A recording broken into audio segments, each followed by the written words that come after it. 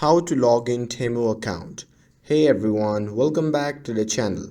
In today's video, I'm going to show you how to easily log into your Temu account. So now without further ado, let's get started. So first thing first, open the Temu app on your phone.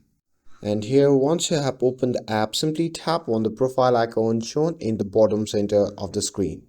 And once you are here, simply tap on sign in/register button.